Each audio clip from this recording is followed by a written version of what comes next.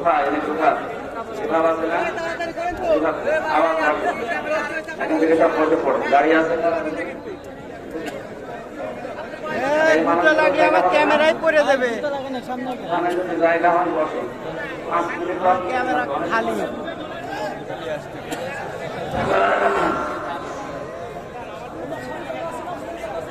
أعوذ بالله من الشيطان الرجيم بسم الله الرحمن الرحيم وكذلك أوحينا إليك قرآنا عربيا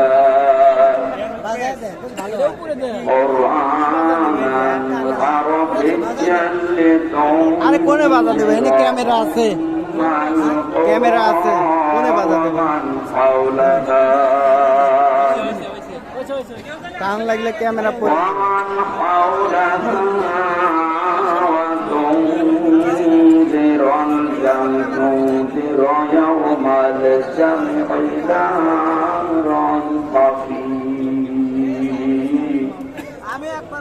فريق في الجنة وفريق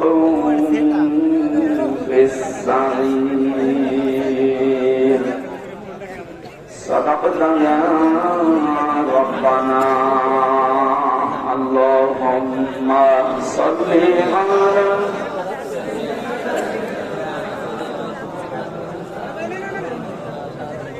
وعلى سيدنا مولانا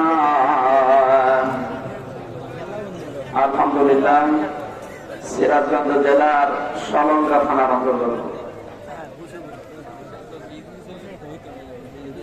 সিরাজগঞ্জ রোডবাসী কর্তৃক আয়োজিত বৈষম্য বিরোধী ছাত্র আন্দোলনের শহীদদের আত্মার মাগফিরাত কামনা এবং আহতদের সুস্থতা কামনায় তাফসীর ও কোরআন মাহফিলের সংগঠন সভাপতি জনাব আব্দুল বাকি আল হাদি, প্রধান অতিথি শাইখুল মাশায়েখ, আমাদের অভিভাবক, আমাদের আরাফাতের ভাই আলহাজ অধ্যক্ষ মাওলানা শাহিনুর আলম, চেয়ারম্যান দারুল ইসলাম ট্রাস্ট সিরাজগঞ্জ, জেলা আমির বাংলাদেশ জামাতে ইসলামী সিরাজগঞ্জ জেলা শাখা, এতক্ষণ যারা আলোচনা রাখলেন ইসলাম চিন্তাবিদ মুফাসসিরে কোরআন, আপনাদের জেলার কৃতি সন্তান জনাব মাওলানা রাকিবুল ইসলাম, একটা ক্যামেরা থুইছি দেখছেন, আলোচনা রেখেছেন মাওলানা হোসেন, বেশি দাম না 27000, মঞ্চে বসা ওলামায়ে কেরাম, সামনে বসা মুসলমান ভাইরা, পর্দার আড়ালের সম্মানিত মা এবং বোনেরা, প্রশাসনের ভাইরা আর বলা লাগছে এটা না হলেও এখন চলছে।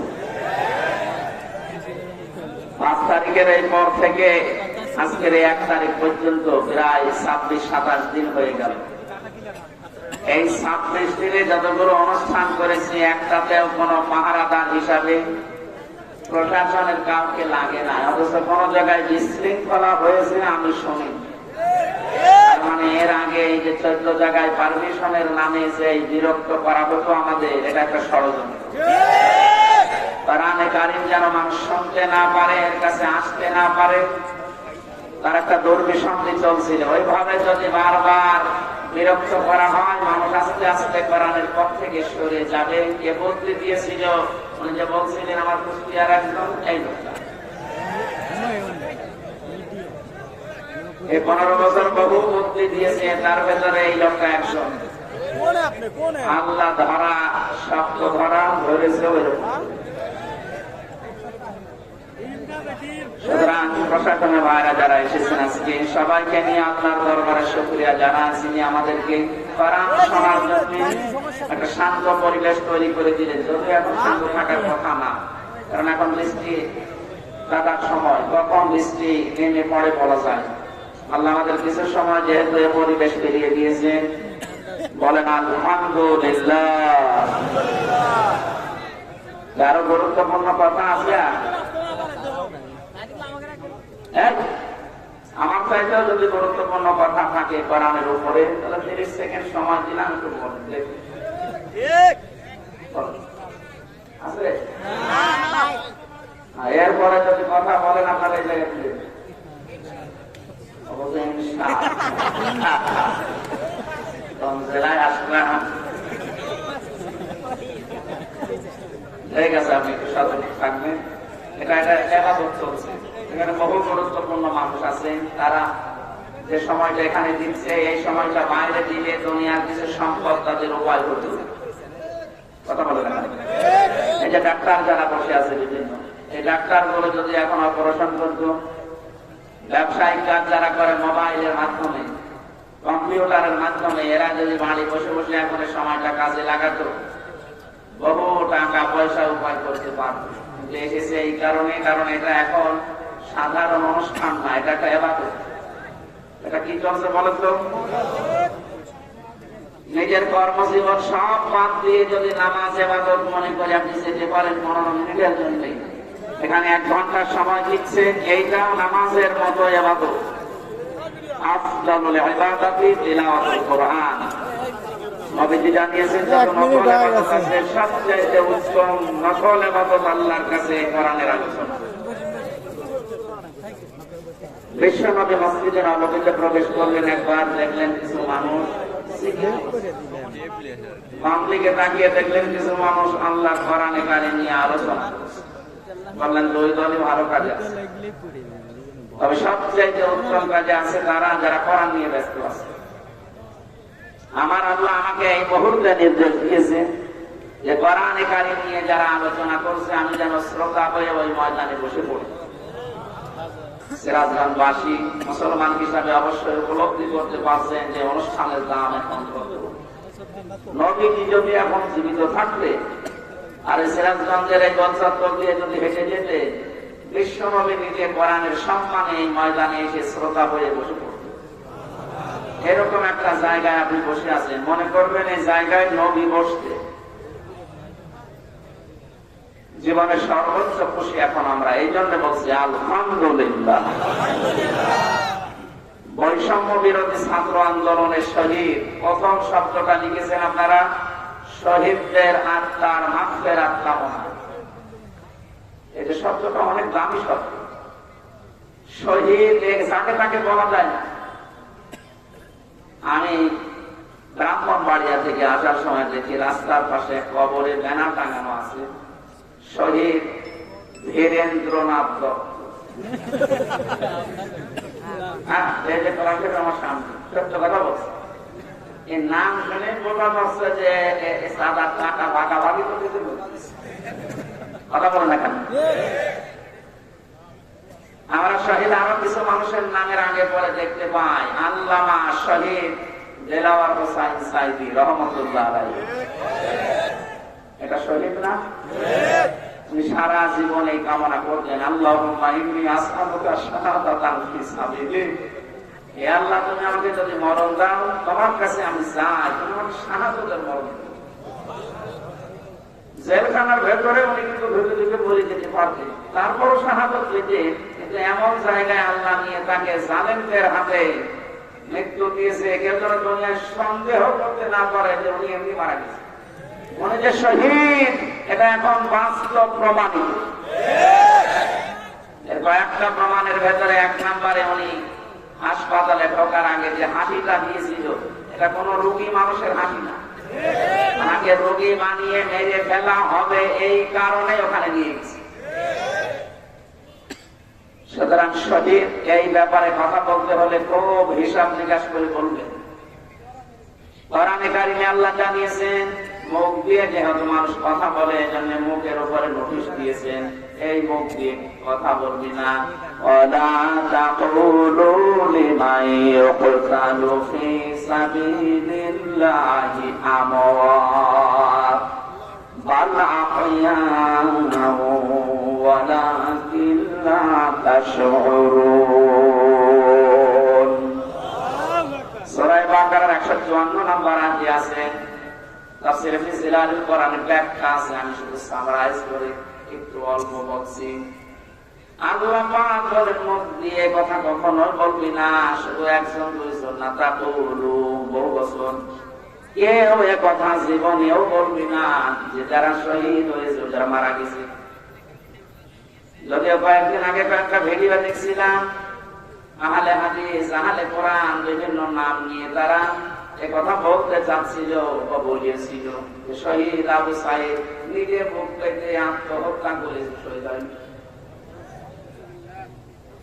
গতকালকে আবু সাইদের কবর থেকে আসলাম, কত বছর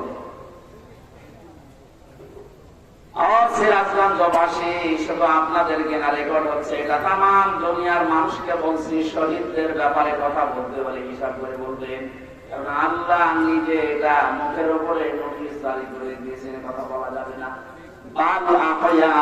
আল্লাহ বলেন ওরা জীবিত, ওরা কি তোমরা টের পাও না।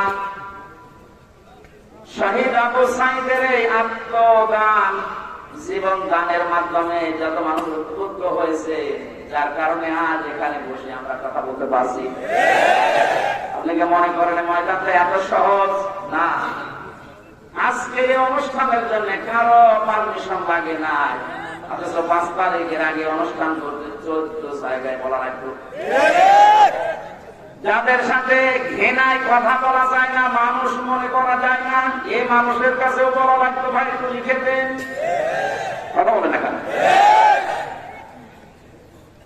আমি কেন বললাম যে ঘৃণা লাগতো ওদের সাথে কথা বলতে? আমি এমনি বলি নাই, কোরআনে কারীম জানিয়েছেন ইন্নাল্লাযীনা কাফারু মিন আহলিল কিতাবি ওয়াল মুশরিকিনা ফী নারি জাহান্নাম খালিদিনা ফীহা উলাইকা হুম শাররুল বারিয়া। এই আয়াতের ভেতরে আল্লাহ যে কথা জানিয়েছেন, নিশ্চয় যারা কিতাব পেয়েছে, আমরা যারা মুসলমান কিতাব পেয়েছি না পাইনি, আমাদের কিতাবের নাম বলেন। ইহুদিরা দাবি করে ওরাও কিতাব পেয়েছে, তাওরাত। খ্রিস্টানরা দাবি করে ওরাও কিতাব পেয়েছে, ইনজিল। 104 খানা সহিফা কিতাব মিলিয়ে আল্লাহ পৃথিবীতে দিলেন। এখানে যারা কিতাব পেয়েছে, কিতাব পাওয়ার পরে যে মানুষগুলো কুফরি করে, তার মানে কিতাবের কথা জানার পর গোপন করে রাখে। মুশরিক যারা পৃথিবীতে, এই মানুষগুলো জাহান্নামে থাকবেন চিরকাল। যত সৃষ্টি আল্লাহ বানিয়েছেন, সব চাইতে বড় খারাপ সৃষ্টি আল্লাহ তাদের নাম উল্লেখ করেছেন। আমরা তো তাই দেখেছি, কোরআন আমরাও পেয়েছি, আমাদের মতো নামধারী মুসলমান যাদের কাছে অনুমতি নেওয়া লাগতো, এরাও পেয়েছে। কথা বলবে না? আজকে ইসলামী ব্যাংকের এক অফিসার এসেছিল দেখা করার জন্য একটু আগে। ওনার কাছে একজন বলছে আজকে তো মাহফিল আছে, এখানে আমির হামজার সাবেক না, মানে কোন দল করে আমি জানি না, আমি ঘোষণা দিয়েছি যে যাবো কি করে, ওখানে তো তাফসীর হবে না, হবে রাজনীতি। আপনি কথা বলতে পারলেন? আমি কোরআনে মানুষ উল্টো ধারণা করবে আমার কথা শোনার পরে, জন্য আমি আয়াত, পারা, পৃষ্ঠা, লাইন, রুকু, সূরার নাম, তাফসীরের নাম সব বলে দিই। আপনি বাড়িতে মিলিয়ে দেখেন আমার কথা কোরআন হাদিসের বাইরে যায় কিনা। এরপরেও যে লোকটাই কথা বলেছে যে ওখানে ওয়াজ হবে না, তাফসীর হবে না, রাজনীতি হবে, রাজনীতি কি ওয়াজের বাইরে? রাজনৈতিক জীবনে যারা ভুল করছেন, কোরআন আর হাদিস বাদ দিয়ে যারা রাজনীতি করে জাহান্নামে যাচ্ছেন, আপনাকে তো আমার বাঁচানো লাগবে। আপনি আরো বন্ধু মনে করে আসবেন তাড়াতাড়ি না, উল্টা পাল্টা ফতোয়া দিয়ে নিজেও আসেন না, মানুষের মন সন্দেহ তৈরি করেন। যিনি কথা বলেছেন তিনি ভুল পথে আছেন। আপনি এখন যদি তাওবা না করেন যে ওখানে গেলে রাজনীতি হবে, তাফসীর হবে না, আপনি যদি এখানে সব জ্ঞানে বলে থাকে, আপনার ঈমান নষ্ট হয়ে গেছে। রাজনীতি এই শব্দটা কোরআনে নেই।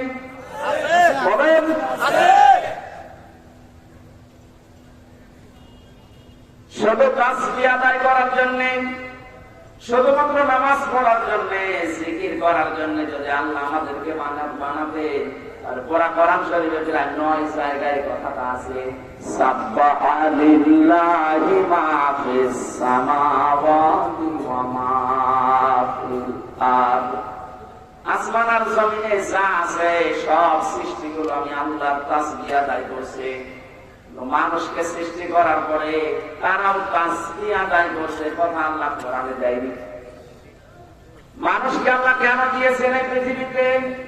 ইন্নী জাইলুম ফিল আরদি খলিফা, অবশ্যই জমিনে আমি প্রতিনিধি পাঠাবো, খলিফা। কি পাঠাবো? বলেন বলেন।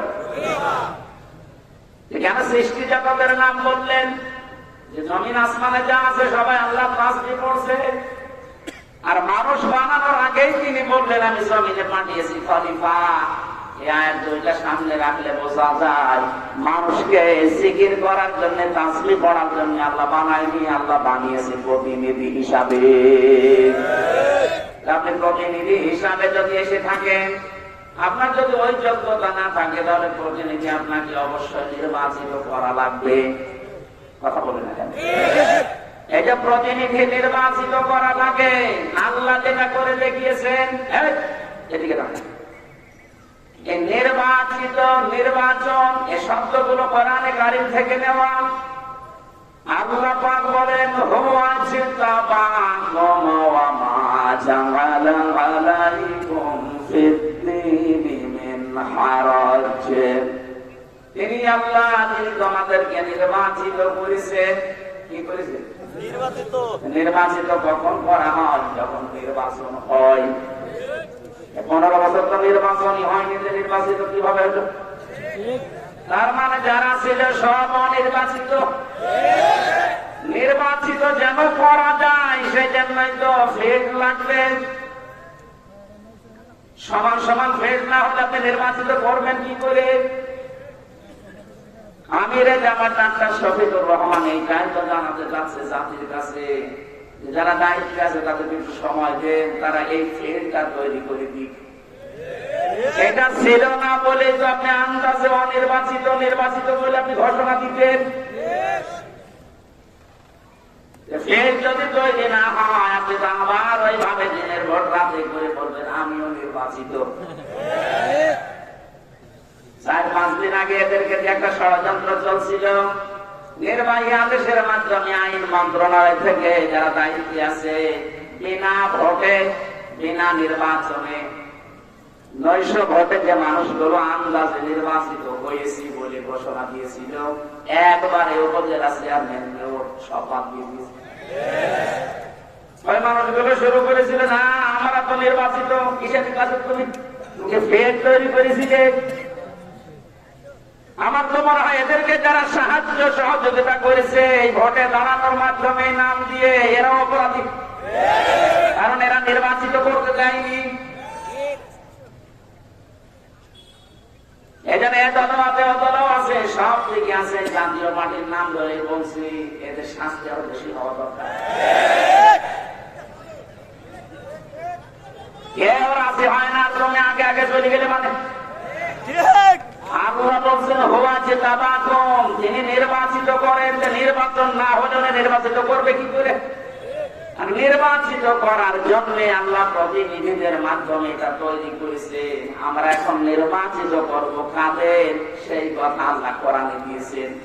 আমার নিজেরও মনে হচ্ছে যা বলছে সবই তো রাজনীতি, আসলে এইটা রাজনীতি। আপনি যেটা করলেন কোরআন হাদিস বাদ দিয়ে, এটা দুর্নীতি। আর আমি কোরআন দিয়ে যেটা প্রমাণ দিয়ে বলছি আপনাকে বাঁচানোর জন্য, এইটাই আসল রাজনীতি। কাকে নির্বাচিত করবেন? কোরআনে কারীম জানিয়েছে সূরা নিসা 5 নম্বর পারা 6 নম্বর পৃষ্ঠা 9 নম্বর লাইনের 59 নম্বর আয়াতে আছে, প্রথম অংশে পাবেন। এটা তাফসীরে ইবনে কাসিরে আছে, ফি জিলালিল কোরআনে আছে। ব্যাখ্যাগুলো লম্বা করে বলতে গেলে সময় যাবে, আর কণ্ঠ পারবে না, যেন সামারাইজ করছি, বোঝার জন্য বলছি। ইয়া আইয়ুহাল্লাযীনা আমানু আতিউল্লাহা ওয়া আতিউর রাসূলা ওয়া উলিল আমরি মিনকুম। এখানে আলেম বসে আছে, যারা এখানে বসেন পারান হাদিস তারা একটু খেয়াল করবেন, যারা বসেন না তারা একটি হবেন, যারা বাড়িয়ে মিলাতে পারেন। আল্লাহ ডাক দিয়েছেন ইমানদারেরা, আমার আনুগত্য করো, আমার রাসূলের আনুগত্য করো। আর তোমাদের ভেতরে যারা উলিল আমর নেতৃত্ব দেয়, নেতা যারা, তাদেরকে মেনে চলো। প্রশ্ন আমার এখানে আতিউ, এটা ফেল, ভার, এটা ক্রিয়া। এই শব্দটা আল্লাহ নিজের নামে রাসূলের নামে দিয়েছেন, কিন্তু উলিল আমরের আগে দেয়নি। কথা বলেন না কেন? শুধু সি বলা না, এটা নিয়ে যাওয়া লাগবে যা একটা বাড়িতে, তাহলে সেই লোক ইসলামী ব্যাংকের অফিসারের কাছে বলেছে যেখানে রাজনীতি হবে, ও জীবনের কথা বলবে না। আপনি ওই শব্দটা আল্লাহ নিজের নামে রাসূলের নামে দিলেন, উলিল আমরের আগে দেয়নি। কেন দেয়নি? কারণ আল্লাহ রাসূলকে মানা লাগবে, কোনো প্রশ্ন করা যাবে না। কথা বলে না কেন? কিন্তু উলিল আমর যদি মেনে চলতে হয়, যেহেতু ওনারা আল্লাহকে তো আপনি এখানে পাচ্ছেন না, রাসূলকে পেয়েছিলেন কিন্তু এখন নেই, কিয়ামত পর্যন্ত তুমি আসবেন না, কিন্তু উলিল আমর তো আসবে। এই জন্য উলিল আমরকে যদি আপনি মেনে চলতে চান, দেখতে হবে উপরে বর্ণিত এই দুইটা আছে কিনা, আল্লাহ রাসূলকে ওই লোকটা মেনে চলে কিনা। আপনি যাকে নেতা মানবেন, যার নেতৃত্বে চলবেন, যাকে আপনি নির্বাচিত করবেন, আমি এই শব্দগুলো কি বানাচ্ছি? মানে নির্বাচিত করা। নির্বাচন না হলে নির্বাচিত করা যায় না। আল্লাহ তাহলে নির্বাচনের মাধ্যমে নির্বাচিত করেছেন আমাদেরকে। কোটি কোটি মানুষেরা উম্মত হওয়ার জন্য আশা পেশ করেছিল, আকাঙ্ক্ষা, কিন্তু আল্লাহ তাদের বাছাই করেনি। আল্লাহ শুধু আমাদের মধ্যে মানুষগুলোকে উম্মতে মুহাম্মদী নির্বাচিত করেছেন। সুবহানাল্লাহ বলতে পারেন? মুসা নবীর মতো, ঈসা নবীর মতো এত বড় পাওয়ারফুল নবীরা আকাঙ্ক্ষা করেছিল যে আমরা নবী হয়েছি ভালো, নবী না হয়ে যদি মুহাম্মদ রাসূলুল্লাহ উম্মত হতে পারতাম তারপরও ভালো হতো। আল্লাহ বলেন না, একজন একটা কবুল হয়েছিল হযরত ঈসা, এজন্য তিনি আসবেন দুনিয়ায় আবার নবী হয়ে না, উম্মত হয়ে। মুসা নবীর মতো এত বড় নবীর দোয়া কবুল আল্লাহ করেন যে না, তোমারটা হবে না। আপনি টের পাচ্ছেন যে নির্বাচিত হই আমরা কত দামি জায়গায় আছি। বাংলার মুসলমানেরা, আজকে এই ওয়াজটা যদি আপনি বাড়ি নিয়ে যেতে না পারেন, এরকম ওয়াজ 1 বছর পরে একদিন না, প্রতিদিন 24 ঘন্টা হলেও আপনার কোনো কাজ হবে না। এখানে আপনি ওই শব্দটা আল্লাহ দেওয়ার কারণ নিয়ে আল্লাহ রাসূলকে মানতে গিয়ে আপনি কোনো প্রশ্ন করতে পারবেন না। বুঝে আসুক আর না আসুক, হয়তো আপনার স্বল্প জ্ঞানে বুঝে আসছে না। কথা বল না কেন? আল্লাহ আপনার যাকে ভালো বোঝে না, বোঝেন না।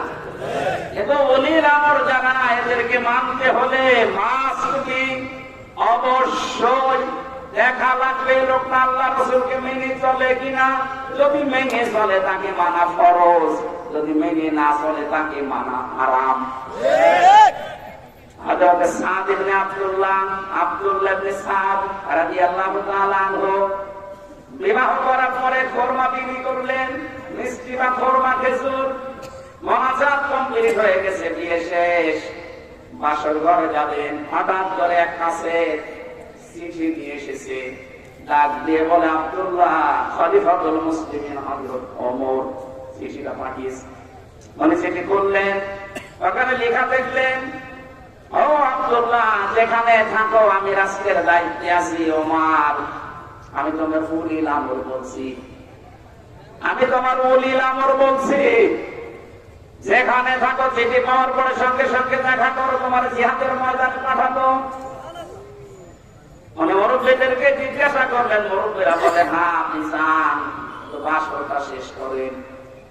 হযরত আব্দুল্লাহ ওই মজলিসের উঠে দাঁড়িয়ে কোরআনের কয়েকটা আয়াত পড়ে তাদেরকে জানিয়েছিলেন, ইয়া আইয়ুহাল্লাযীনা আমানু মা লাকুম ইযা কিলা লাকুম ইনফিরু ফী সাবিলিল্লাহি তাকালতুম ইলাল আরদ আরাদিতুম বিল হায়াতিদ দুনিয়া মিনাল আখিরাহ আমা মাতাউল হায়াতিদ দুনিয়া ফিল আখিরাতি ইল্লা কলিল।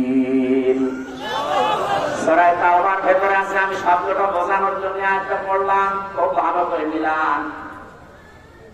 তিনি মুরব্বীদেরকে বললেন, হে আমার মুরব্বীরা, আমার মাথার তাজ আপনারা, সম্মান করি আপনাদের। আল্লাহ কি ডাক দিলেন আমাকে, ইমানদারেরা, যখন তোমাদেরকে আল্লাহর রাস্তায় বের হওয়ার জন্য বলা হয়, তখন তোমরা মাটি কামড়িয়ে পড়িয়াছো। তোমরা কি দুনিয়ার জীবন পেয়ে সন্তুষ্ট হয়ে গেলে? অথচ আখিরাতের তুলনায় দুনিয়ার জীবন একেবারেই সামান্য। তার মানে এই ময়দানে আমাকে এখন পাঠাতে যিনি চাচ্ছেন, উনি সাধারণ মানুষ না, উনি হচ্ছে উলিল আমর। কেন? হযরত ওমর যেহেতু আল্লাহ রাসূলকে মেনে চলে, জন্য ওমরকে মানা এই মুহূর্তে ফরজ। কথা বুঝলেন? আজ আমাদের বাস্তবতা যদি আমরা এভাবে মিলাতে পারতাম যে আল্লাহ রাসূলকে যে মেনে চলে আমরা তাকে নির্বাচিত করব, আল্লাহ রাসূলকে যে মেনে চলে না ও আমার বাবা হলে ওকে আমি নির্বাচিত করব না। কারণ এটা দুনিয়ার বিষয় না, এটা সম্পর্ক আখিরাতের সাথে। নয়তো আমি ধরা খাবো। আপনি যে ধরা খাবেন না প্রমাণ কি? সূরা বানী ইসরাঈল 15 নম্বর পারা 8 নম্বর পৃষ্ঠার 3 নম্বর লাইনের 72 নম্বর আয়াতের প্রথম অংশে আছে, পারিসে মিলাদের যদি বিশ্বাস না হয়, আবার ওই লোকের মতো আবার বললেন না যে আজকে রাজনীতি হচ্ছে। ইয়াউমা নাদউ কুল্লা উনাসিন বিইমামিহিম। আল্লাহ পাক বলেন, কিয়ামতের দিন আমি প্রতিটি মানুষকে বিচারের দ্বিতীয় স্টেপে, প্রথম স্টেপে ডাকবে একা একা, আর দ্বিতীয় স্টেপে প্রতিটি মানুষকে আল্লাহ ডাক দেবে তার নেতার সাথে। কার সাথে? আগে নেতা, এরপরে কর্মী। এটা রেকর্ড হয়ে সারা বাংলাদেশে কালকে ছড়িয়ে যাবে। 18 কোটি মানুষের দায়িত্ব নিয়ে এখন আমি বলছি, কান খাড়া করেন দেশের মানুষেরা। কোরআনের চোখ, হাদিসের চোখ লাগিয়ে দেখতে পাচ্ছি আপনি জাহান্নামে যাচ্ছেন। আপনার নিজের বিবেকের কাছে বলেন তো, কিয়ামতে প্রতিটি মানুষকে আল্লাহ যেহেতু তার নেতার সাথে তুলবে, সেই নেতার আদর্শ আপনি মেনে চলেন, যাকে নির্বাচিত করবেন বলে আপনি ভোট দেওয়ার সিদ্ধান্ত নিচ্ছেন, আপনি নিজে থেকেই বলেন ওই লোকটা যদি কিয়ামতে আপনার সামনে দাঁড়ায়, আপনি তার পিছনে। আল্লাহ তো আগে ওকে দেখবেন, এরপর আপনাকে। আপনার কি মনে হয় ওর যা অবস্থা, ওর যা চরিত্র, ওর যা সুরত সিরাত, পরে দেখলে আল্লাহ মাফ করবে বলে মনে হয়? এখন ঠিক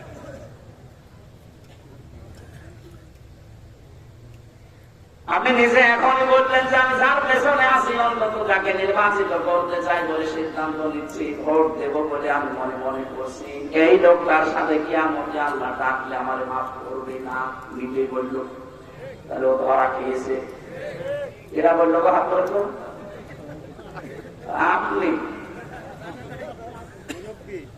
আপনি যেন ধরা না খান, এই জন্য যে আয়োজন। রাজনীতি মনে করে আপনি আসলেনই না, আপনি তো ধরা আরো বেশি খাবেন।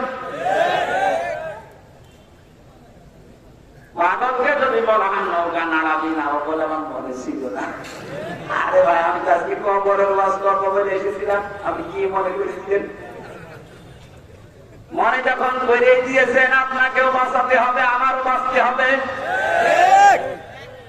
এই জন্য উলিল আমর মানার ক্ষেত্রে খুব সতর্ক। এটা দুনিয়ার বিষয় না, এটা রাজনীতি মনে করবেন না, এটা আপনার আখিরাত জড়িত। আল্লাহ তুমি আমাকে যেভাবে বুঝিয়েছে কোরআনে কারীম, সবাইকে ওই সহজ ভাবে বোঝার তৌফিক দাও। তাহলে নির্বাচিত এই শব্দটা কোরআনে আছে না নেই? তিনিই নির্বাচিত করেন তোমাদেরকে তার দ্বীনের জন্য, এবং দ্বীনের উপরে চলতে গিয়ে যত বাধা আছে সব বাধাগুলো আল্লাহ নিজের থেকে দূর করে দেন। এই হুয়ার ফাইল আল্লাহ নিজে। জেলানির সাহেব যেটা ইঙ্গিত দিয়েছিলেন যে অনেকের ইমানে 15 বছরের প্রায় নড় পড়ে হয়ে গিয়েছিল, এটা জেলখানার অঙ্গ প্রকোষ্ঠে থাকলে আরো বেশি হয়ে যায় অনেকের। আমারও বিরাট কি হচ্ছে, এত কিছু হয়ে গেল, কিছুই করেন আল্লাহ। আল্লাহ বলেন দিনের উপরে যদি সত্য সত্য টিকে থাকতে পারো, যত বাধা বিপত্তি ঝড় ঝাপটা আসবে আল্লাহ নিজে ওটা দূর করে দেবে। এটা যে আল্লাহ নিজে দূর করে দিয়েছে। আমরা অনেকে মনে করছি ছাত্রদের কারণে, না, আল্লাহ নিজে দায়িত্ব নিয়ে পাথর সরিয়েছে। তারা এ পাথর সরানোর জন্য শুধু ছাত্ররা না, আল্লাহ যদি নিজে দয়া না করতো কখনো জালেম পালাতো না। ওর মনের ভেতরে আল্লাহ এত ভয় তৈরি করে দিয়েছে, দলীয় লোকগুলোকে বুঝিয়ে যাবে সে সময় পাইনি। মাঝখান থেকে এই পাগল এখন বিপদে আছে। আমার মনে যে পাগল গুলো বেশি অত্যাচার করেছিল, এই যে হারনানকে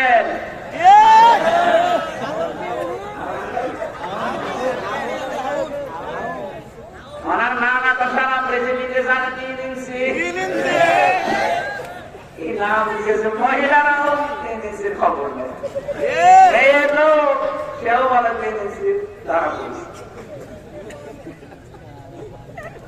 5 তারিখের পর থেকে আজকের এই 31 তারিখ পার হয়ে আজকের 1 তারিখ পর্যন্ত বারবার ঘোষণা দেখেছে আমাদের অভিভাবক তিনি শুধু বাংলাদেশের না, গোটা পৃথিবীর ইসলামী আন্দোলনের অভিভাবক তিনি এখন ডাক্তার শফিকুর রহমান।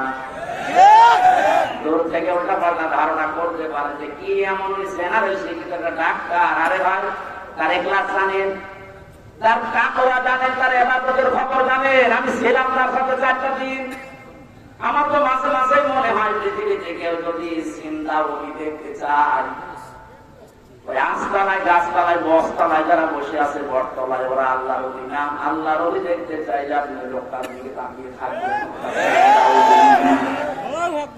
তার এবাদতের মার্কা আপনি খোঁজ পাবেন না। এই যে সকালবেলায় এই 65 বছরের একটা মুরব্বী মানুষ সকাল বলতে রাত 4:30টার সময় ডাক দেয়। ওই সময় হাতে হ্যান্ডকাপ দিয়ে পায়ে বেড়ি দিয়ে হোটেল দিয়ে যাচ্ছে। 1-2 কিলোমিটার না, এই কাশিমপুর থেকে একেবারে কোর্ট পর্যন্ত যাওয়া আসা করতে প্রায় 7-8 ঘন্টা সময় লেগে যায়। এত কষ্ট স্বীকার করে ভাই, 8টা 9টা 10টার সময় ওনারে নিয়ে আসতো। ওনার যেন দেরি হয়, যেন আমার কষ্ট হয়। ঘরে আসার পরে দেখতাম, বলতাম মুরব্বী আবার খাবেন না, ঘুমিয়ে পড়েন। আমার বলছে হামজা ক্ষমাও। পাশে ছিলাম, মাঝে মাঝে জিজ্ঞাসা করতাম যে এত কষ্ট করে আসলেন, ঘুমাবেন না? আমার বলছে ঘুমাও, আমি এখন কিছু সময় আল্লাহ জিকির করবো, দরুদ শরীফ পড়বো। 2-2.5 ঘন্টা ঘুমিয়ে, যেমন রাত 9:30 10টার সময় কোর্ট থেকে এসে 2 ঘন্টা 2.5 ঘন্টা পর্যন্ত ঘুমিয়ে এরপরে তাহাজ্জুদের নামাজে হাফেজ কিনা আমি জানি না, যতটুকু পড়তো এরপরে সেজদায় পড়ে যেত। 40-45 মিনিট 1 ঘন্টা দেখি সেজদায় পড়ে আছে। ভোর পর্যন্ত যার সাদা দাড়িগুলো সাদা, চুল সব সাদা হয়ে গেছে, টপ টপ করে পানি পড়তো, শুধু হাত তুলে সেজদার পরে বসে আছে। আমার তো সেজদা লাগে 1 মিনিট 2 মিনিট, আর ওনার সেজদা লাগতো 45 মিনিট 1 ঘন্টা 1.5 ঘন্টা কেটে যেত এক সেজদায়। আমার 12 রাকাত তাহাজ্জুদ মিলে মাত্র 1.5 ঘন্টা ওনার এক সেজদায় চলে যেত। বাকি তাকওয়ার খবর তো বাস্তবে আপনি টের পাননি। প্রতি সোমবার বৃহস্পতিবার রোজা রাখার নিয়ম, ফজর মহারতি আছে, এখানে আমল করে সারাটা জীবনে আমল করতে করতে আসতেছে। ধারণা করার কোন জায়গায় কি জানে এত ডাক্তার মানুষ, তার যে এলেমের বহর, একটা জেনারেল মানুষ হয়ে কোরআনে কারীম এরকম গভীর গভীর কথা বলা আমি বিশ্ববিদ্যালয়ে পাইনি। আরে ভাই, আমি তো রাজনীতি শেষ করে আসলাম, আমাদের বহর তো আমি দেখেছি। ডাক্তার মানুষের কাছে থেকে কোরআনে কারীমের শব্দের এত গভীরে যেতে পারতেন আমি দেখেছি, বাস্তবে দেখছি, মনে ওই রকম কথা আমি কোনোদিন শুনি নাই। অনার্স মাস্টার্স করেছিলাম, এক একটা শব্দ যখন বলতেন এমন এমন শব্দের অর্থ নিয়ে আসতে যে কোনোদিন কল্পনা আসে না যে শব্দের ভেতরে থাকতে পারে। দিনের উপরে চলতে গিয়ে কোন বাধা আল্লাহ নিজের থেকে দূর করে দেয়, রাখেন না। এটা আমি আগে জানতাম না, ওই সময় জেনেছি। আল্লাহ পাক বলেন তোমাদেরকে যেহেতু আল্লাহ নির্বাচিত করেছে লক্ষ লক্ষ কোটি কোটি উম্মত থেকে, সুতরাং তোমাদের দাম কম না, অনেক বেশি। তোমাদের পরে ঝড় ঝাপটা বিপদ আপদ আসবে আল্লাহ জানে, কিন্তু আসলে আল্লাহ থাকতে দেবে না, স্থায়ী হতে দেবে না। আল্লাহ নিজে দায়িত্ব নিয়ে ওই ঝড় ঝাপটা বিপদ আপদ তার নিজের দায়িত্বে দূর করে দেবে। আল্লাহ এইটাই করে দিয়েছে। কথা বলে না কেন? 15 বছরে কত মহারথী তো চেষ্টা করলো, সব চেষ্টা প্রায় বিফল হয়ে গেছে। ছাত্র আন্দোলনের নামে যারা নেমেছিল এই মানুষগুলোর সাথে মাসলি আল্লাহ আবাবিল পাঠিয়েছিল। জালেমদের মনের ভেতরে আল্লাহ ভয় তৈরি করে দেন। এ দায়িত্ব কার? আরো জোরে। তৈরি করেন কাদের কারণে? যে মানুষগুলোর ভেতরে ইখলাস আছে যত বেশি, তাকে দেখলে জালেমরা ভয় পায় তত বেশি। আমরা 15 বছর অনেক জালেমকে ভয় পেয়েছি তার অত্যাচারের কারণে, আর আমিরে জামাতকে এখনো জালেমরা ভয় পান তার তাকওয়ার কারণে। বাংলার মুসলমানেরা, আমি যেটা বোঝানোর জন্য পর্যন্ত এসেছিলাম, শহীদ যারা হয় এদের নিয়ে যারা উল্টা পাল্টা ধারণা করে, কোনদিন এই মুখ দিয়ে কথা বলবেন না যারা মরে গেছে এমনি না, তারা জীবিত কিয়ামত পর্যন্ত শুধু জীবিত, এইটাই থাকবে, পাই না। এরপরের কথা আল্লাহ দিয়েছেন, মানুষ যেহেতু ধারণা করতে পারে, মুখে হয়তো বলে না, কিন্তু ধারণা করতে পারে যে মরে গেছে। আল্লাহ ধারণার উপর অঙ্কুশ দিয়েছেন। ولا تحسبن الذين قتلوا في سبيل الله أمواتا بل أحياء عند ربهم يرزقون। সূরা আলে ইমরান 4 নম্বর পারা 11 নম্বর পৃষ্ঠা 9 নম্বর লাইনের 169 নম্বর আয়াতটা, এটা তাফসীরে কাবিরে পাবেন। আল্লামা ফখরুদ্দিন রাজি রাহমাতুল্লাহ আলাইহি ব্যাখ্যা করতে গিয়ে লিখেছেন, পৃথিবীর মানুষেরা মুখ দিয়ে তো বলবেই না, অন্তরে যেন এই ধারণাও কোনোদিন না আসে যে শহীদরা মরে গেছে। এটা ধারণাও করা যাবে না। বালা হইয়ামুন, বরং তারা জীবিত। বরং তারা কি? আরো জোরে। ইনদা রাব্বিহিম ইরযাকুন, তারা তাদের রবের কাছে খাবার খাচ্ছে। শহীদ আবু সাঈদের বাড়িতে গিয়েছিলাম, যে গরিব মানুষ, 6টা ছেলে ওনার, এটা ছোট।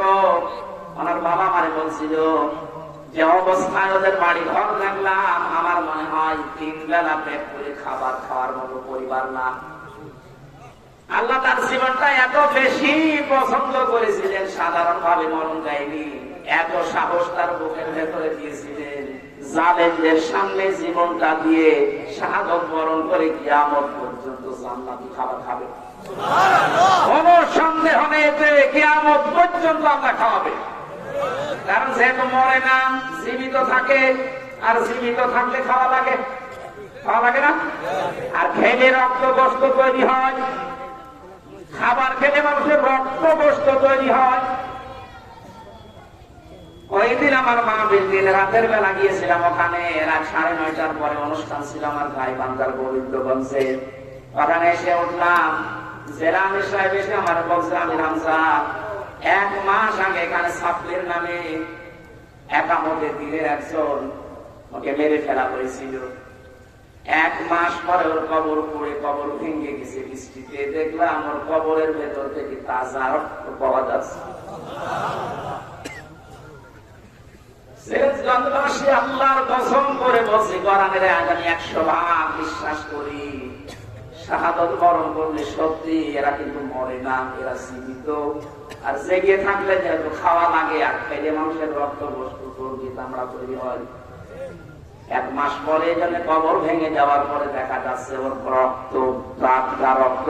তার মানে আল্লাহ 1 মাস তাকে না খাওয়িয়ে রাখে না। না খাওয়িয়ে রাখলে তো পাওয়া যেত না। কথা বলে না কেন? একটা বাস্তব আর একটা প্রমাণ দিচ্ছে হাদিস। হযরত হামজা রাদিয়াল্লাহু তাআলা আনহু, তার একটা ছোট্ট মেয়ে ছিল।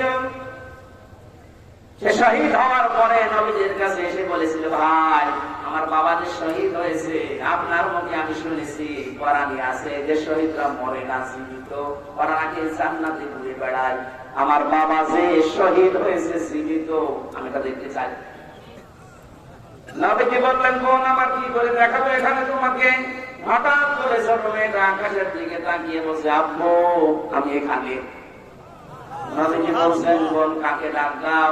বলছে, আব্বু ওই যে পাখা লাগিয়ে তার সাথে যেন উঠতেছে। বিশ্ব নবী বলেন, বোন আমার ওটা দুনিয়া না, ওটা জান্নাতের ভেতরে তোমার বাবা জান্নাতের পাখি হয়ে উঠতেছে। এই লোকটাকে 70 টুকরা করা হয়েছিল, এক লজ্জা স্থান কেটে 3 টুকরা করেছে, বিভিন্ন জায়গায় ছড়িয়ে ছিটিয়ে দিয়েছে, ওহদের ময়দানে, পাহাড়ি এলাকায়। সাহাবায়ে কেরাম তার লাশ টুকরা টুকরা গুলো এনে যখন এক জায়গায় করলেন, কয়েকটা টুকরা পাওয়া যায়নি, এমন করে করে তারা ফেলে দিয়েছে।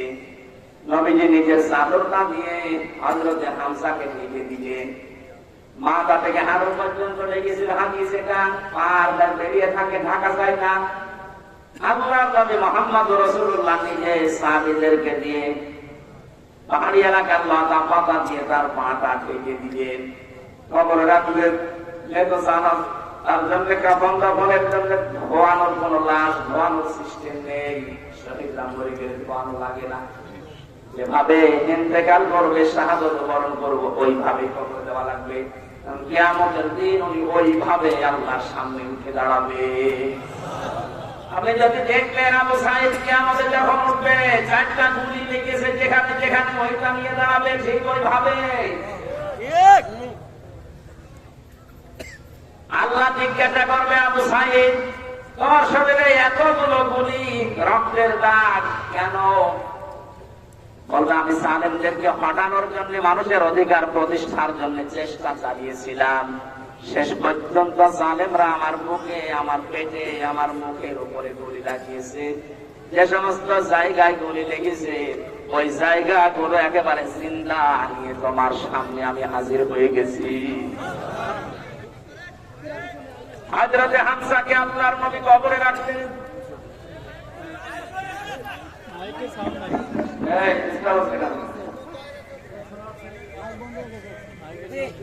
ডাক দিয়ে বলেন হামজাকে, রব্বুল আলামিন এই যে আমার চাচাকে আমি কবরে রাখলাম, এখন পর্যন্ত আমার চাচার উপরে আমি রাজি আছি, খুশি আছি। মাবুদ আমি তোমার গোলাম হয়ে বলছি, তোমার রাসূল হয়ে দাবি করছি, আমার চাচা হামজার উপরে তুমি রাজি করে দাও। নবীজি বলেন, যদি আমি রাজি হয়ে গেছি, আল্লাহ তুমি রাজি হয়ে যাও। আল্লাহ দেরি করবে? দেরি সে করে নাই। আর তার প্রমাণ তাফসীরে পেয়েছি আমি। ওনাকে কবর দেওয়ার 30 বছর পর কবরটা ভেঙে গিয়েছিল। মদিনায় একটা ঢল হওয়ার কারণে তাকে রক্ত ভেসে আসতেছে পানির ভেতরে। ওই সময় হযরতে হামজার সাথে যারা ছোট বয়সে যুদ্ধ করেছিল, তারা এখন মুরব্বী হয়ে গেছে। রক্ত অনুসন্ধান করতে করতে গিয়ে দেখে 30 বছর আগে মুহাম্মদ রাসূলুল্লাহর চাচা হযরতে হামজাকে ওরা যেখানে যেখানে আঘাত করেছিল তরবারি দিয়ে, ওই জায়গাগুলো দিয়ে ফিনকি দিয়ে রক্ত বের হচ্ছে। সুবহানাল্লাহ। বাংলার মুসলমানেরা ভালোভাবে মিলাদ আল্লাহ যে আয়াউন দিয়ে শেষ করেননি, ইনদা রাব্বিহিম ইরযাকুন, তারা তো জীবিত এবং খাবার খায়। উনি যে খাবার খেয়েছে তার প্রমাণ 30 বছরের কাঁচা রক্ত। কথা বলেন না কেন? এখানে কোনদিনই ধারণা করবেন না যে যারা শহীদ হয়ে গেল এরা মরে গেছে, বলবেন তো নাই, ধারণা করা যাবে না। এই শহীদদের আত্মার মাগফিরাত আল্লাহ ওদেরকে এমনিতেই মাফ করে দিয়েছে। কারণ কি? ওয়ালিয়াকুদামাল্লাহুল্লাযীনা আমানু ওয়া ইয়াত্তাখিযা মিনকুম শুহাদা আল্লাহু লা ইউহিব্বুস সালিমিন। রব্বুল আলামিন বলেন, কিছু মানুষকে আমি সাধারণভাবে মরণ দিতে চাই না, যার ঈমান এবং যার অ্যাক্টিভিটিস কাজকর্ম আমার কাছে পছন্দ হয়, ওই মানুষটাকে আমি আল্লাহ শাহাদাতের মরণ দিয়ে ধন্য করে দেই। আর জেনে রাখো আমাদের শেষের কথা, আল্লাহু লা ইউহিব্বুজ জালিমিন। কোন জালেমকে আমি ভালোবাসছি না, বাসবো না। এটা মোজারে বর্তমান ভবিষ্যৎ, প্রেজেন্ট ফিউচার। এখানে জালেম যারা, তাদের কপাল বড় খারাপ। আপনার দুনিয়াও শেষ, আখিরাত তো শেষই। আমি দোয়া করলেও হবে না জালেমদের জন্য, কারণ আল্লাহু লা ইয়াহদিল কওমাজ জালিমিন। জালেমদেরকে আল্লাহ হেদায়েত দিচ্ছে না, দিবে না।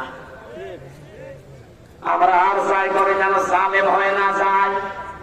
এই শব্দটা যেহেতু খুব গুরুত্বপূর্ণ, জালেম। আজ অনেক জালেম বিদায় নেওয়ার পরে এখন অনেকে নব্য জালেম হওয়ার জন্য চেষ্টা চালাচ্ছে। গতকালকে চুয়াডাঙ্গার একটা খবর শুনলাম, আমি কোরআনের আয়াতের সাথে মিলিয়ে আশ্চর্য হয়ে গেছি। জালেম বিদায় নিল, এই জালেম আসলো কোত্থেকে? সূরা বাকারার 114 নম্বর আয়াতটা, এই এদিকে তাকান। ওমান আযলামু মিম্মান মানাআ মাসাজিদাল্লাহি আইয়ুযকারা ফীহা ইসমুহু ওয়া সাআ ফী খারাবিহা ইলা আয়াত। কোরআনে কারীম থেকে দাস দিছিল, এক জালেম এসে বলছে এটা বন্ধ করো, এটা মসজিদের ভেতরে রাজনীতি চলবে না।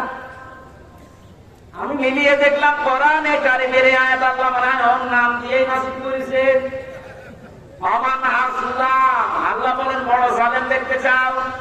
আমি আল্লাহর দৃষ্টিতে সবচাইতে বড় জালেম ওই লোকটা, মিম্মান মানাআ মাসাজিদাল্লাহ, যে লোকটা আল্লাহর মসজিদের ভেতরে নিষেধ করে, আইয়ুযকারা ফীহা ইসমুহু, তার নামের জিকির করতে, তার নামের আলোচনা করতে আল্লাহর ঘর মসজিদে যারা নিষেধ করে, আল্লাহর দৃষ্টিতে বড় জালেম। আমরা মনে করছি জালেম হয়তো বিদায় হয়ে গেছে, না, এখনো নব্য জালেম তৈরি হচ্ছে। এখানে জালেম যদি কেউ হয়ে থাকে, বুঝে হন আর না বুঝে হন, থামেন, আপনার কপালে আগুন লাগবে।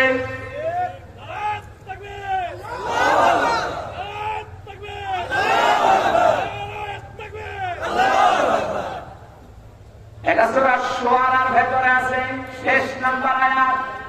আল্লাহ বলেন অতি শীঘ্রই জালেমরা তাদের পরিণতি, তাদের আশ্রয়স্থল দেখতে পাবে। এই জালেমরা যেমন আজ দেখতে পাচ্ছে, এত বড় দল বেশ কেউ দেখলাম জুলুম করার ফল কি? দাড়ি কেটে বাঁচতে পারে না। আল্লাহ বলেন জালেমদেরকে আমি ধরি, কারণ জালেমের বিরুদ্ধে আমার মামলা। কার মামলা? শব্দ লক্ষ্য করেছেন? জালেমের বিরুদ্ধে হামজা মামলা দেবে না, জালেমের বিরুদ্ধে মামলা দেবে কে? ডাক্তার শফিকুর রহমান আজকেও ঘটনা দিয়েছে কুষ্টিয়ায়, যে আমরা সবাইকে সাধারণ ক্ষমা করে দিলাম, কিন্তু যে পরিবারগুলো অত্যাচারিত হয়েছে তারা যদি এখন অত্যাচারের প্রতিশোধ নিতে গিয়ে কিছু করে, ওইটার জন্য আমরা দায়ী না। শব্দটা আসলে ঠিক।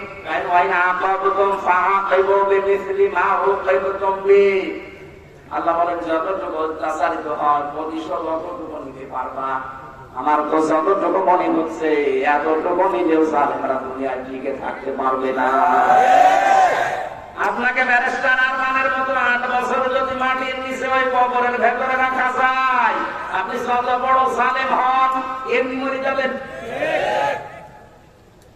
আল্লাহ তো বলেছে যতটুকু বলেছে ততটুকু করো, আপনি পারবেন।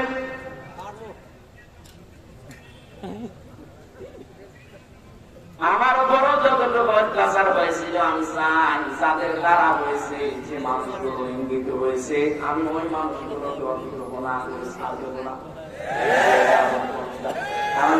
মাফ করে দেন না, কিসের মাফ?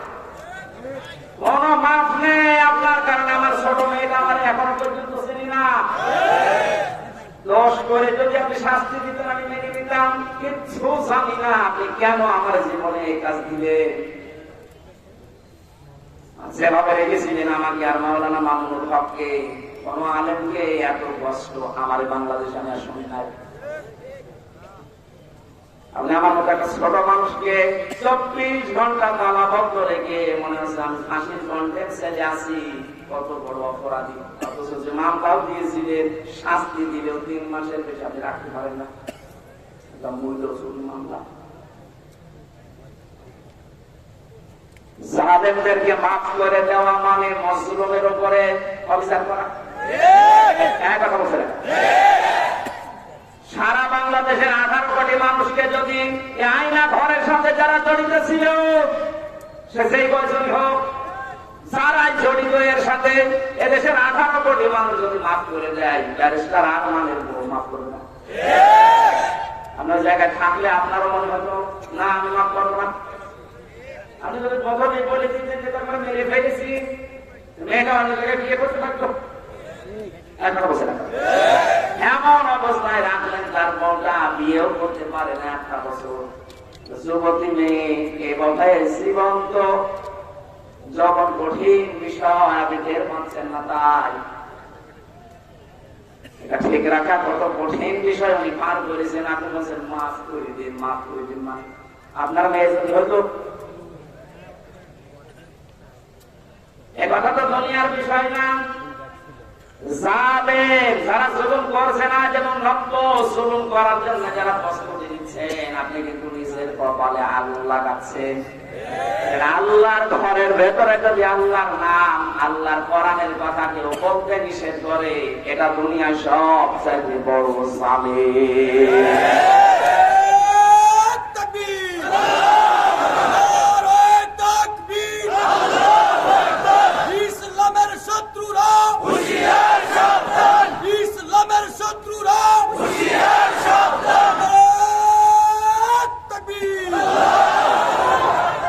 এবার একটা কঠিন আয়াত বলছি, খুব ভয়ঙ্কর এটা। আমি যে জালেম জালেম জালেম বলছি বারবার, কেন জানে? কারণ জালেমদের বিরুদ্ধে আল্লাহ নিজে অভিযোগ দায়ের করবেন, নিজে মামলা শুরু দেবেন। ইন্নামাস সাবিলু আলাল্লাযীনা ইয়াযলিমুনান নাস। সূরা সূরা 42 নম্বর আয়াত প্রথম অংশে আছে, আল্লাহ পাক বলেন অবশ্যই আমি আল্লাহ নিজে মামলা দেব জালেমের বিরুদ্ধে, যারা মানুষ হয়ে মানুষের উপরে জুলুম করেছে, অত্যাচার করেছে।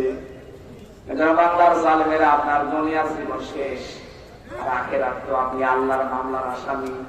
যিনি বিচারপতি, যিনি রায় দেবেন, তিনি যদি মামলার বাদী হয়, আপনি তো একেবারে সরাসরি খালাস পেয়ে যাবেন। বলেন না কেন? আমার মামলার যারা আসামি, যারা বাদী ছিল, যারা আমার মামলার যারা বাদী ছিল, তারা টাকা পয়সা বহু খেয়েছে আকিস গ্রুপের কাছ থেকে। যত বর্ষ দিন আকিসের মালিক আমারে বলছিল, হুজুর আপনাকে আমরা চাকরি দিয়েছিলাম আমাদের মসজিদের খতিব হিসাবে, ওই শয়তানরা আপনাকে বেঁচে ফেলে আমাদের কাছে কয়েক কোটি টাকা 5 তারিখের আগ পর্যন্ত নিয়েছে। যদি 5 তারিখ না আসতো এখন টাকা। আমার মামলার আয়োজন লোকটা মিজানুর রহমান, একের হাতে বাড়ি। আমার মনে হয় ওরে পেলে পিটিয়ে মানুষ করবে ফেলবে। আর বাকিগুলোর নাম একবার বলেছিলাম ওই কুষ্টিয়ার এক মাহফিলে। তারা পরের দিন বলছো, হুজুর আর নাম বলেন না, কিছু হলে কিন্তু আমরা মারা পড়ে যাবো। এমন ভয় আছে জালেমরা, দেখেন। তবে এই যে লোকটা, এই লোকটা 5 তারিখের আগের দিন 4 তারিখ রাত্রে টাকা নিয়েছে, এই মামলার আয়োজনটা এখন নাই থেমে গেছে। আমার মনে হয় 5 তারিখ বাংলাদেশে না আসলেও শয়তান এখনো টাকা নিতে।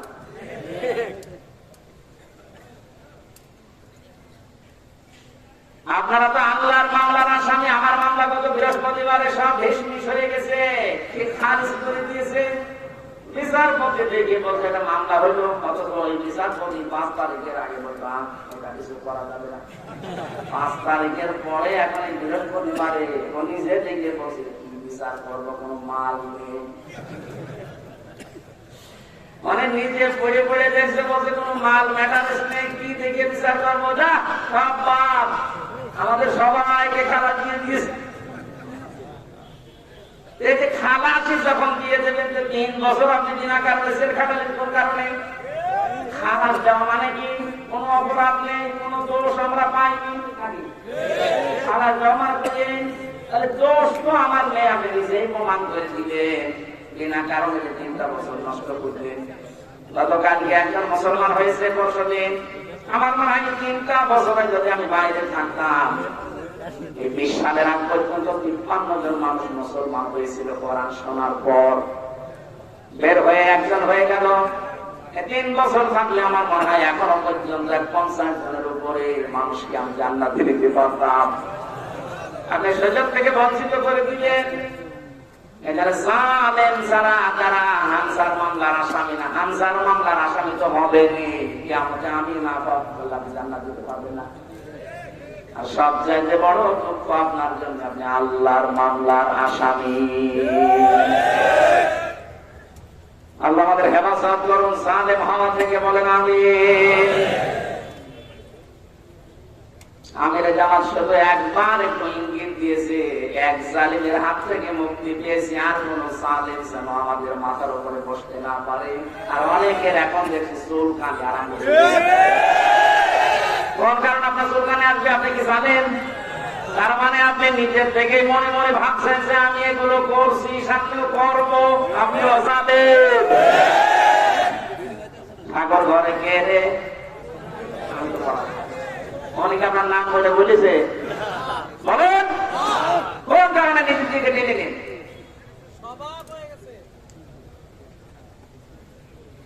পাপ যদি পূর্ণ হয়ে যায় তখন কিন্তু আল্লাহ ছাড় দেয় না। ওয়ালা ইয়াহসাবান্নাল্লাযীনা কাফারু আন্নামা নুমলি লাহুম খায়রুল লিআনফুসিহিম ইন্নামা নুমলি লাহুম লিয়াজদাদু ইসমা ওয়া লাহুম আযাবুম মুহিন। কাফেররা ধারণা করে আমাদের চেয়ারে বসে আছি, ক্ষমতা চেয়ার, এর নড়চড় নেই, এটা মনে হয় আল্লাহ ভালো বেশি আমাদেরকে দিয়েছে। আল্লাহ বলেন না, ওরা মনে করে আমাদের কল্যাণের জন্য চেয়ার, আমরা যা করছি সবই তো বৈধ। আল্লাহ বলেন তোদেরকে তোদের পাপের বোঝাটা পরিপূর্ণ করার জন্য আমি আল্লাহ চেয়ারে বসিয়ে রেখেছি। ওরা সর্বশেষ পাপের বোঝা পরিপূর্ণ করেছে ইসলামী আন্দোলন, একামতে দিন, জামাত ইসলামকে নিষিদ্ধ করার মাধ্যমে। এটা না করলে পাপের বোঝা পরিপূর্ণ হচ্ছিল না। সেই শয়তানগুলোর পরামর্শ এটা করেছিল, শয়তান এখন সব ডিম খাচ্ছে, সবগুলো ডিম খাচ্ছে, পচা ডিম। কথা বলে দেখাও, ওদের পাপের বোঝা 5 তারিখের আগ পর্যন্ত পূরণ হয়নি। যেই করেছে 1 তারিখে, 4 তারিখের ভেতরে আমরা সব কমপ্লিট। ওদের জন্য অপমানজনক শাস্তি, এর চাইতে আর কত অপমান হবে বলে? বলছিলেন না জেলা আমাদের ঠিক মারছে। আমার মনে হয় আমরাও সুযোগ পাচ্ছি না, সুযোগ পেলে আমরাও দু একটা দিতাম। আপনারা যা করেছেন আমার সাথে, কম বেশি এই দেশে যদি 10 জন আলেমকে পরিস্থিতির দিক থেকে, এলেম আমল না, শুধু পরিস্থিতির দিক থেকে 10 জন মানুষকে সারা বাংলাদেশে চেনে, তার ভেতরে আমি এটার ভেতর থেকে শুনতে শুনতে আসে হামদা বলে একজন আছে। গাড়িতে আসার সময় মায়ের কোলে বসে বসে কি খাচ্ছে, চিপস খাচ্ছে, আর বলতে হয় হামদা বাস। তার মানে ও পেটের ভেতরে শুনে এসেছে যে হামদা নামে একজন আছে। এইরকম একটা পরিচিত মানুষের সাথে আপনি আমার মাজায় দড়ি দিয়ে, মায়ের ভেতরে বেড়ি দিয়ে, কারণ ঠান্ডা বেড়ি, হাতের ভেতরে আপনি হ্যান্ডকাপ দিয়ে, কালো কাপড় দিয়ে চোখ বেঁধে আপনি 11 ঘন্টা টানিয়ে রাখলেন, আপনি মানুষ। আবার যখন দড়ি দিয়ে টেনে নিয়ে যেত আদালত প্রাঙ্গণে, মনে হতো ছাগল টেনে নিয়ে যাচ্ছে। আর কয়েক তালা আছে তো, ওই অন্য জায়গা থেকে একে অন্যের সাথে তাকিয়ে মনি কাটতো, ঠিকই হচ্ছে। এবার আমরাও বলি যে ঠিকই হচ্ছে। আপনি সব বলুন, আপনি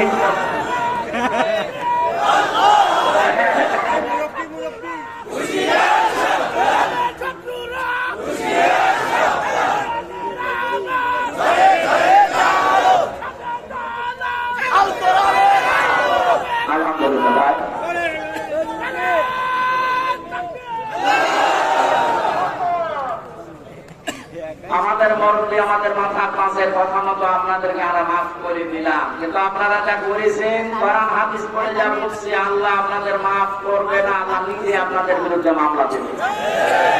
জালেম সারা এবং জালেম এখন যারা নতুন করে হচ্ছেন, আপনারা আল্লাহর মামলার কেসে আসামি। খুব গুরুত্বপূর্ণ বিষয়টা খেয়াল করে জীবন চালাবেন। যে মানুষগুলোর আত্মার মাগফিরাত এবং রূহের আহত মানুষদের সুস্থতায় কামনায় তাফসীর মাহফিলের আয়োজনে বিশাল আয়োজনে যারা আঞ্জাম দিয়েছে, যারা এই খেদমত করেছে এত বড়, আল্লাহ প্রত্যেককে তাদের মনের কামনা বাসনা পূরণ করুন। আমরা বারবার বলছি, আমরা কিন্তু এখনো পর্যন্ত বিজয় অর্জন করতে পারি না, আমরা শুধুমাত্র স্বাধীন হয়েছি কেবল। আমরা জুলুম মুক্ত হয়েছি, এখন পুরোপুরি না, ষড়যন্ত্র তো থেমে নেই। এই জন্য আসল বিজয় হবে তখন যখন দেখবো কোরআনে কারিম দিয়ে 56,000 বর্গ মাইল চলছে। কারণ এই দেশটায় 53 বছরে বাবা চালিয়েছে, স্বামী চালিয়েছে, চাচা চালিয়েছে, বুবু চালিয়েছে, ভাবি চালিয়েছে, সবই আমি না দেখি মুরব্বীরা দেখেছে। এখন বলে না কেন? শুধুমাত্র এখন দেখতে বাকি আছে এইটা দিয়ে চললে কেমন লাগে, এইটা দিয়ে যেন সংসদ চলে, দেশটা চলে, দেখতে চান না?